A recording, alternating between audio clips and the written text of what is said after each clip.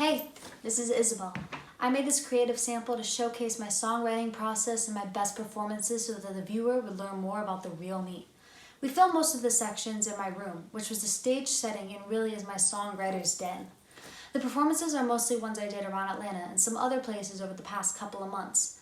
My parents and friends use their iPhones to record my songs and performances. I used iMovie on my Mac to splice everything together, including text, video samples, music overlays. My hope is that it truly represents me in a 5-minute video. At the beginning of the video, I made the decision to start with my modeling history. I wanted to show footage of my accomplishments on television show Camp Runway. I learned a lot about how to market myself, also to highlight some of the ways that the reality TV positioned me for the show. Also, as I said in the video, my true passion is songwriting and music. I selected 7 of my own songs that highlight varying styles and genres. I will talk about 3 here. The first was Gigi.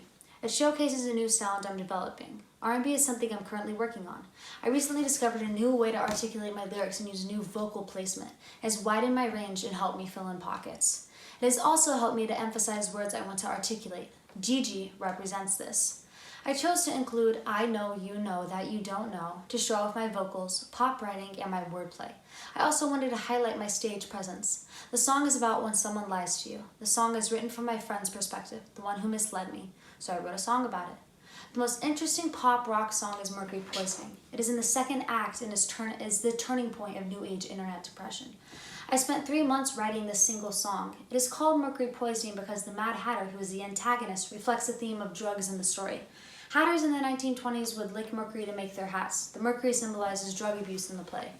Mercury Poisoning collides with a song called Snowflake on Wall Street, and in the play, the protagonist is the actual snowflake on Wall Street. She is the snowflake on Wall Street and is the lead character in this play. The combination of these 2 songs totals 7 minutes, creating a rock ballad. Thank you so much for your time and consideration. I hope you've enjoyed learning a little bit more about me, and thanks again.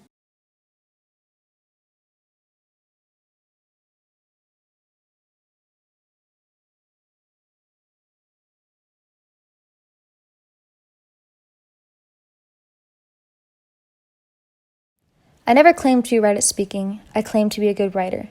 I claimed to be different at creating melodies and singing lyrics over them. We all fall short at talking these days. We fall short of our perspective, our views, and exhibiting our emotions, possibly because we only communicate through screens. Through these screens, we are told what is acceptable and what is not. A double click describes our identity.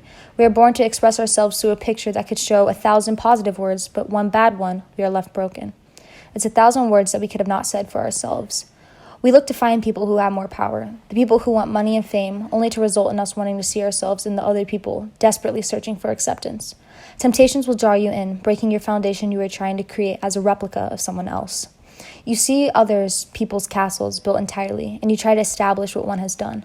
The images we post only to show the positives in our lives, making our castles look grander when deep down there is nothing.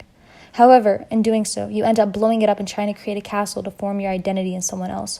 You try to replace what has been broken or stolen from you, so you take yourself. We all try to get to the top of the totem pole to show off confidence by bringing others down. We show off the powers by numbers. We show money by fancy cars, luxury items, and what we wear, so we post about it. We all contribute to this. We go down a cycle that then continues for our children we will one day have. A sequence of wanting to fly over land or get invited to Gatsby parties only to post about it. When one day we will get into the real world with these dreams, we will be a helpless snowflake on Wall Street. We will all watch our elevators drop and shatter. We will all participate in games to blow it up. Then at the end of the day, we will be left questioning ourselves. Was it all worth it? Was it worth having my heart broken? Was it worth laying all my cards to show I own them just to get played? We care too much about people's perspectives of us. We care too much about the following. We care too much about the likes. We are the New Age internet depression.